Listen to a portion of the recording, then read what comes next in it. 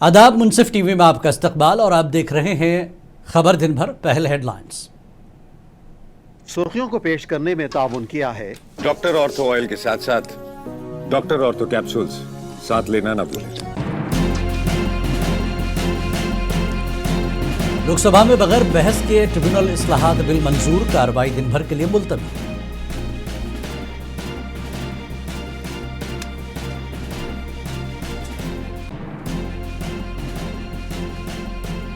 Parliament ने banks evidence bill को मंजूर कर लिया, राज्यसभा ने दी मंजूरी।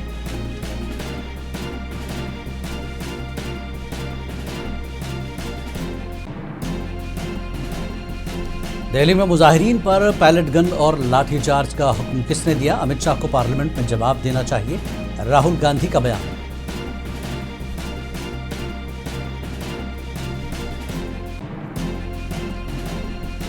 नेपाल के वज़ीर आज़म ने हिंदुस्तानी सफीर से की मुलाकात, बाहमी ताल्लुकात और मुख्तलिफ शोबों में ताउन पर किया तबादला ख्याल।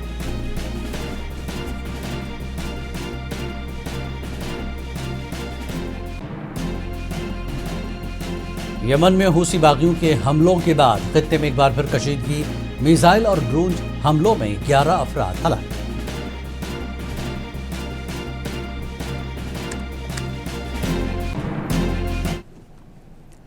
और अब खबरें तफसील से। लोकसभा में ट्रिब्यूनल रिफॉर्म्स बिल 2026 को बगैर किसी बहस के मंजूर कर लिया गया और लोकसभा की कार्रवाई दिन भर के लिए मुलतवी कर दी गई। आज पीर के दिन अपोजिशन अरकान का हंगामा जारी रहा। अपोजिशन के हंगामे के दरमियान प्रिजाइडिंग अफसर ने मरकजी वजीर अर्जुन राम मेघवाल से ट्रिब्यूनल इस्लाहात बिल 2026 को पेश करने को कहा। मेघवाल ने बिल पेश करते हुए कहा कि किसी ट्रिब्यूनल के दायरे इख्तियार में कोई तब्दीली नहीं करता, बल्कि शफाफियत और काबिल एतमाद निज़ाम को यकीनी बनाने के मकसद से लाया गया।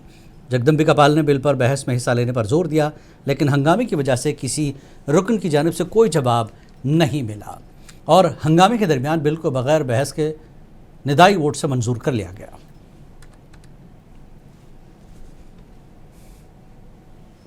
अब मंत्री जी ये प्रस्ताव करें कि विधेयक को पारित किया जाए। Honourable chairperson sir, with your permission, I move that the bill be passed. माननीय मंत्री जी ने विधेयक को पास करने के लिए प्रस्तुत किया है। आप में से किसी लोगों को अगर विधेयक पे कुछ कहना हो तो कहिए। तो सदन में आप हंगामा कर रहे हैं। प्रश्न ये है कि विधेयक को पारित किया जाए। जो सदस्य इसके पक्ष में वो हाँ कहें, जो सदस्य विरोध में है वो ना कहें। मेरे विचार में निर्णय हाँ वालों के पक्ष में हुआ, हाँ वालों के पक्ष में हुआ। पार्लियामेंट ने बैंकर्स बुक एविडेंस बिल 2026 को मंजूर कर लिया, जिसकी राज्यसभा ने मंजूरी दी। लोकसभा पहले ही बिल पास कर चुकी है। मरकजी वजीर फाइनेंस निर्मला सीतारमण ने बिल पेश किया, जिसमें का मकसद मौजूदा बैंकिंग निज़ाम की ज़रूरियात को पूरा करने के लिए कानूनी ढांचे को जदीद बनाना है। यह बिल बैंकर्स के किताबों के हवाले से शवाहिद से मुताल्लिक़ कानून फराहम करने और इसे असरी डिजिटल बैंकिंग के तरीक़ों से हम आहंग करने की कोशिश करता है। बिल पर सीतारमण ने कहा कि यह बिल एक बहुत ही इस्लाही कदम है, जिससे मुल्क को तेज़ रफ्तारी से आगे बढ़ने में मदद मिलेगी। उन्होंने कहा कि आज हिंदुस्तान अपनी मईशत को डिजिटल बनाने में काबिल ज़िक्र पेशरफ्त का मुजाहरा किया है।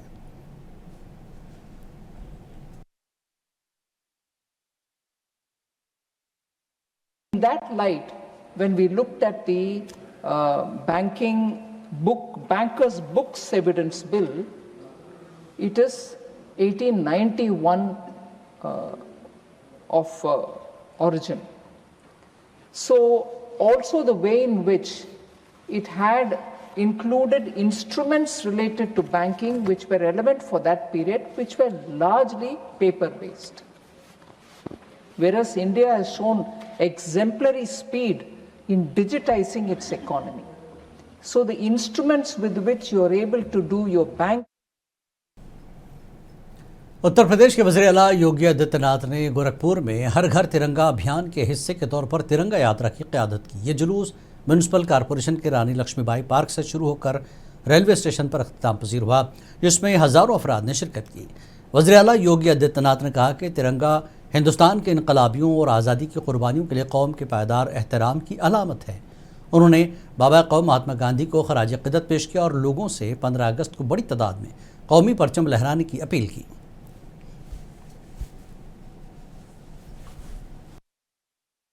हम सबको इस बारे में ध्यान रखना होगा। 2022, 2023, 2024, 2025 के बाद अब 2026 में भी ये तिरंगा यात्रा के साथ हर घर तिरंगा का यह अभियान आज चरम की ओर आगे बढ़ रहा है। याद रखना, राष्ट्र के महापुरुष और राष्ट्र के क्रांतिकारी किसी भी युवा के लिए प्रेरणा होती है।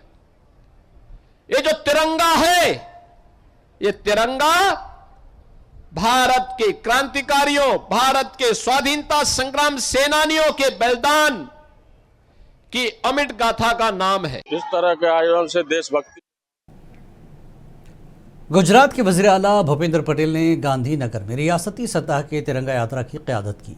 वज़ीर आला ने मार्च में शिरकत की और हुब्बुल वतनी के जज्बे को उजागर किया। वज़ीर आला ने कहा कि तिरंगा मुल्क के आन बान शान की अलामत है और इसका एहतराम हर हिंदुस्तानी की जिम्मेदारी है। આપણે 2047માં આઝાદીની શતાબ્દી ઉજવવાના છે તે પહેલાનો આ સમય દેશ માટે અમૃતકાળ છે। આ અમૃતકાળ આજની યુવા પેઢીને આઝાદીના જંગમાં બલિદાન આપનાર દેશભક્તોનું સતત સ્મરણ કરાવતો રહે એવી વડાપ્રધાનશ્રીની નેમ છે। कांग्रेस लीडर राहुल गांधी ने कहा कि वज़ीर दाखिला अमित शाह को पार्लियामेंट में जवाब देना चाहिए कि मुजाहिरीन पर पैलेट गन और लाठीचार्ज करने का हुक्म किसने दिया। उन्होंने मुतालबा किया कि हुकूमत इस मामले पर पार्लियामेंट में वाज़ेह जवाब दे। राहुल गांधी ने कहा कि वज़ीर आज़म के करीबी लोगों ने राम मंदिर के नाम पर चोरी की है। नरेंद्र मोदी को कौम से माफ़ी मांगनी चाहिए।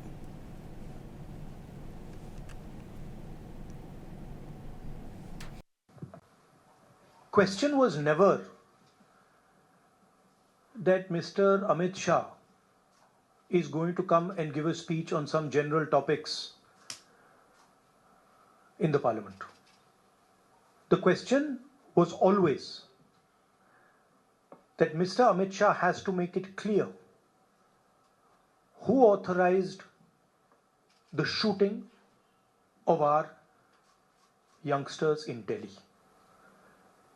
His Home Minister, कांग्रेस के कौमी सदर मल्लिकार्जुन खड़गे ने कहा कि पार्लियामेंट का मानसून इजलास शुरू होने के पहले दिन से ही अपोजिशन ने अपनी मांगें मजबूती से रखी हैं।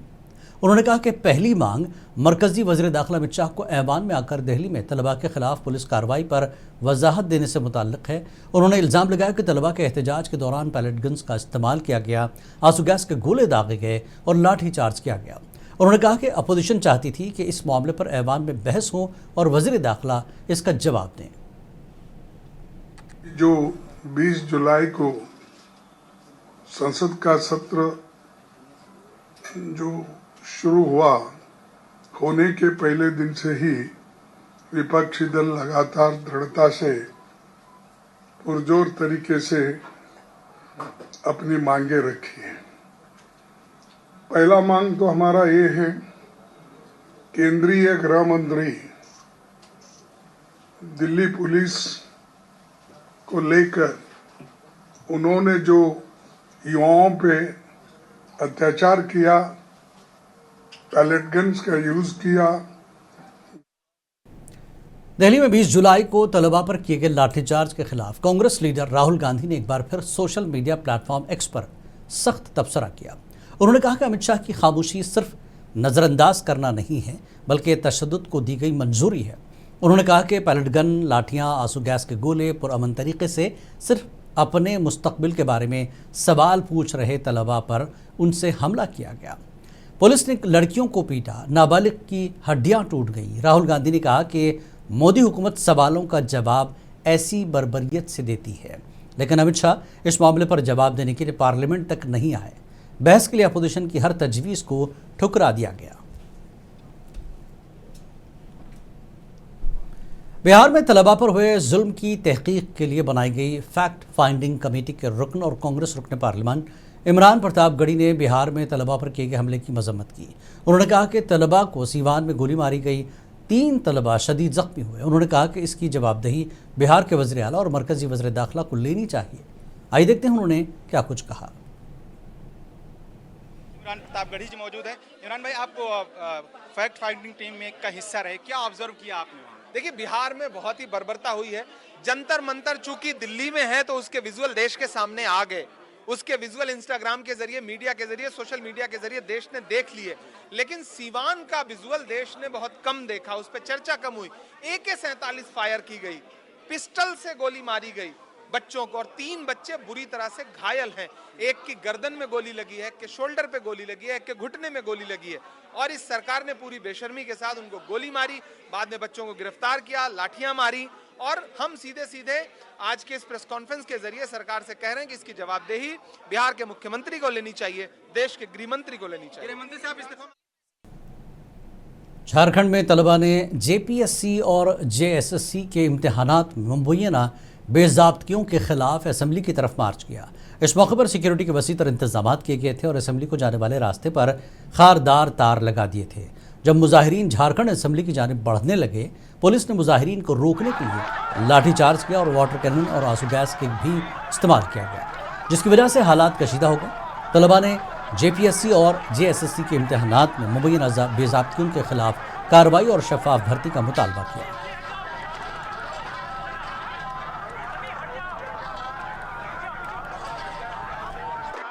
अभी आंसू गैस छोड़ा गया हम लोग के ऊपर ताकि हम लोग भाग जाए, लेकिन जब तक हम लोग को इंसाफ नहीं मिलेगा हम लोग नहीं भागेंगे, तब तक हम लोग यहाँ पर रहेंगे। हम लोग अपना हक अधिकार के लिए है, हम लोग नहीं किसी सरकार से हम लोग को कोई नहीं है, बस आप एग्जाम अगर आपका कैपेसिटी नहीं है। मध्य प्रदेश के राजगढ़ जिले में बारिश के दौरान एक नाले को अबूर करते हुए मुसाफिरों को ले जाने वाली एक वैन बह गई। इस हादसे में 9 अफराद बशमूल एक लड़की हलाक हो गई। बताया जा रहा है कि वैन में 11 अफराद सवार थे, जिनमें 2 अफराद अपनी जान बचाने में कामयाब हो गए, जो सारंगपुर के करीब पेश आया। पुलिस ने कहा कि बारिश की वजह से पूरे इलाके में नदियां और नाले बह रहे हैं। ड्राइवर ने लापरवाही से एक नाले को अबूर करने की कोशिश की, जिससे ये वैन बह गई।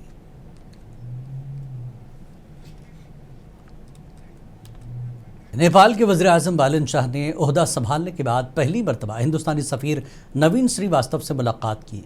काठमांडू के सिंगावर दरबार में होने वाली मुलाकात में नेपाल और हिंदुस्तान के बाहमी ताल्लुकात, शराकतदारी और मुख्तलिफ शोबों में ताउन पर तबादला ख्याल किया गया। वज़ीर आज़म शाह ने दोनों ममालिक के तारीख़ी ताल्लुकात को मज़ीद मुस्तहकम बनाने और मुश्तरका मफादात के शोबों में मिलकर काम करने की ज़रूरत पर जोर दिया।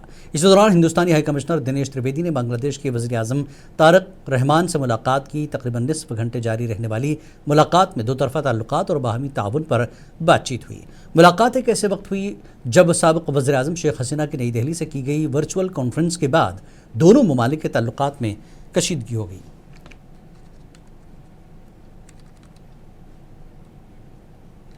सऊदी अरब के दारुल रियाज में सोफ़ा बनाने वाली फैक्ट्री में होलनाक आग लगने से कम से कम 16 बांग्लादेशी शहरी हलाक हो गए।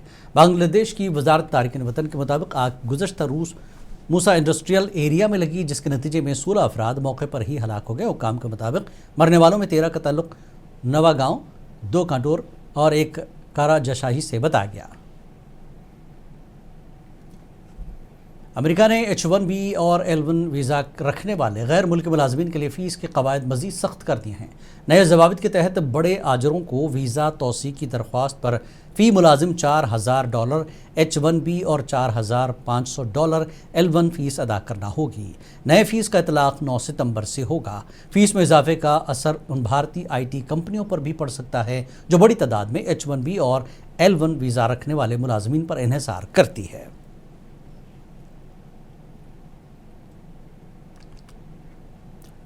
ईरान ने अपना हुर्मुज़ के हवाले से सख्त मौक़िफ़ इख्तियार कर लिया। ईरान की मजलिस तशख़ीस मसलहत निज़ाम के सरबरा आयतुल्लाह सादिक़ लारिजानी ने कहा कि ईरान किसी सूरत अपना हुर्मुज़ से पीछे नहीं हटेगा और न ही इसे साबिक़ हालात में वापस लाया जाएगा। उनके मुताबिक अपना हुर्मुज़ को दोबारा खोलने के लिए फ़ौजी हल मुमकिन नहीं और हुर्मुज़ में जहाज़ों की आज़ादाना आमदरफ्त इस्लामाबाद याददाश्त मफाहमत की शराइत पर होगी। लारिजानी ने दावा किया कि अमेरिका और इसराइल ईरान के सियासी निज़ाम, दिफाई सलाहियतों और जौहरी टेक्नोलॉजी को कमज़ोर करने में नाकाम रहे। इसी दौरान ईरानी वजारत खारजा के तर्जुमान इस्माइल बकाई ने कहा कि पाकिस्तान, तुर्की और सऊदी अरब के दरमियान दिफाई माहदे को ईरान के खिलाफ इक़दाम के तौर पर नहीं देखा जाना चाहिए। ताहम इनके बकौल ये माहदा खित्ते में बदलती हुई सोच की अक्कासी करता है। इस्माइल बकाई ने कहा कि 3 अहम इलाकाई ममालिक के दरमियान दिफाई ताउन इस बात का मजहर है कि खित्ते के ममालिक अपनी सलामती से मुतल्लिक़ मामलात पर नए अंदाज में गौर कर रहे हैं।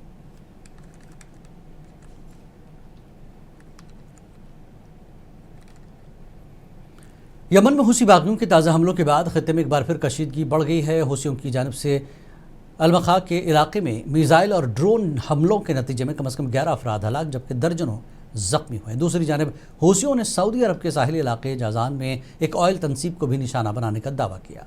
अक़वाम मुत्तहिदा ने सूरत हाल पर तशवीश का इजहार करते हुए हूसियों पर जोर दिया कि वह हमले फौरी तौर पर रोकें।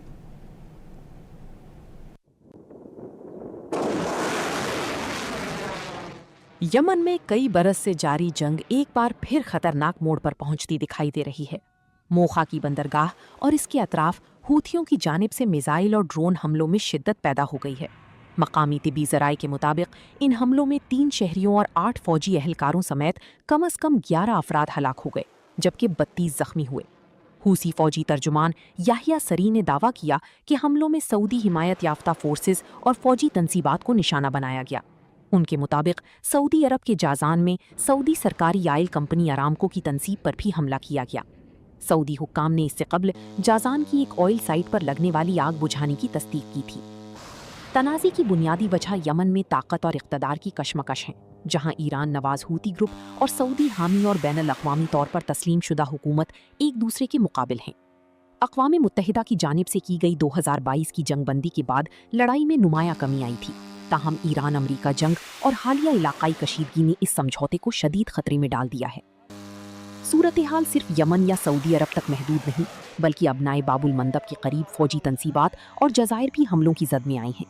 इसके अलावा हूथियों ने बहीरे अहमर में सऊदी टैंकर्स और तेल के बुनियादी ढांचे को निशाना बनाने की धमकी दी है। हूथियों ने पहले ही बाबुल मंदब की नाकाबंदी कर दी है। ये वो अहम बहरी रास्ता है जो आलमी तिजारत के लिए इंतहाई अहमियत रखता है। यमन में दोबारा वसी पैमाने पर लड़ाई शुरू होने की सूरत में इंसानी बहरान मजीद संगीन हो सकता है, जबकि बहीरे अहमर में कशीदगी इंटरनेशनल शिपिंग, तवानाई की फराहमी और इलाकाई सलामती को भी मुतासिर कर सकती है। यमन में जंगबंदी के कमजोर पड़ने के साथ ही हूथियों और सऊदी हिमायत याफ्ता फोर्सेस के दरमियान महाज़ाराई एक बार फिर शिद्दत इख्तियार करती दिखाई दे रही है। अंसारुल्लाह के नाम से मारूफ हूथी तहरीक का यमन के दारुल हुकूमत सना समेत मुल्क के तकरीबन 1/3 इलाके पर कब्जा है। हूथियों के ज़ेरे इंतज़ाम इलाकों में यमन की मजमूई आबादी का तकरीबन 70 से 80% हिस्सा आबाद है, जिसके बाइस मुल्क के शुमाल मगरबी हिस्से में हूथी तहरीक को अमलन हुक्मरान अथॉरिटी समझा जाता है। अगर हूथियों के हमले और धमकियां का सिलसिला जारी रहा तो ये पूरे खित्ते को एक नए तनाज़े की तरफ धकेल देगा। ब्यूरो रिपोर्ट, मुंसिफ टीवी।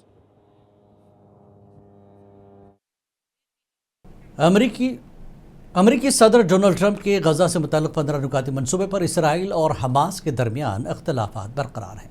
इसराइली वज़ीर-ए-आज़म बेंजामिन नेतन्याहू ने वाज़ेह किया कि इसराइली फ़ौज के इनखला से पहले हमास को मुकम्मल तौर पर गैर मुसल्लह करना होगा, और दूसरी जानिब हमास का मौक़िफ़ है कि इसराइल पहले गजा से अपनी फ़ौज वापस बुलाए, इसके बाद असलहे से मुताल्लिक़ मामले पर पेशरफ्त मुमकिन है। आखिर दोनों फरीक़ों के दरमियान इख्तिलाफ़ात की वजह, बुनियादी वजह क्या है और ये इख्तिलाफ़ गजा में जंगबंदी की राह में कितनी बड़ी रुकावट बन सकता है? आप देखिए रिपोर्ट। हमें दीजिए इजाज़त। आदाब।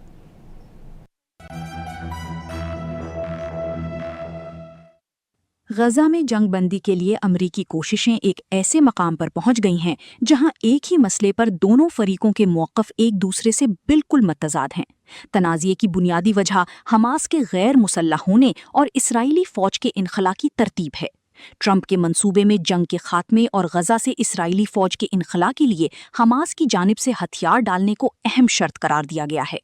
इसराइली वज़ीर-ए-आज़म नेतन्याहू ने वाज़ेह किया है कि इसराइल उस वक्त तक अपनी फ़ौज वापस नहीं बुलाएगा जब तक हमास को हकीकी तौर पर गैर मुसल्लह नहीं कर दिया जाता और इसराइली फ़ौजियों और शहरियों को लाहिक ख़तरा ख़त्म नहीं होता। दूसरी जानिब हमास का कहना है कि इसराइल पहले अपनी जारहाना कार्रवाइयां ख़त्म करे और गजा मुकम्मल तौर पर खाली कर दे, इसके बाद भारी हथियारों जैसे उमूर पर पेशरफ्त मुमकिन है। इसराइल के इनकार की एक अहम वजह अंदरूनी सियासी दबाव भी है। नेतन्याहू की दाएं बाजू की इत्तेहादी हुकूमत में शामिल सख्त गिर वुज़रा गजा के मामले में किसी भी ऐसी रियायत की मुखालफत करते हैं जो हमास के लिए फायदेमंद हो। यूं गजा में तनाज़े का सबसे बड़ा सवाल अब भी यही है कि हमास पहले गैर मुसल्लह होगी या इसराइली फौज पहले गजा से इनखला करेगी। दोनों फरीक अपने अपने मौक़िफ़ पर कायम है, जिसके बाइस जंगबंदी और मुस्तकिल अमन की राह में रुकावट बरकरार है। ताहम इसराइली वजीर आज़म नेतन्याहू का कहना है कि अमरीकी हुक्काम के साथ ट्रंप के मामले पर बातचीत जारी रहेगी। अब निगाहें इस बात पर हैं कि अमरीका, इसराइल और हमास के दरमियान मुज़ाकरात किसी ऐसे काबिल कबूल फॉर्मूले तक पहुंच पाते हैं या नहीं जो जंगबंदी, हमास के गैर मुसल्लह होने और इसराइली इनखला के मामले को हल कर सके। ब्यूरो रिपोर्ट, मुंसिफ टीवी।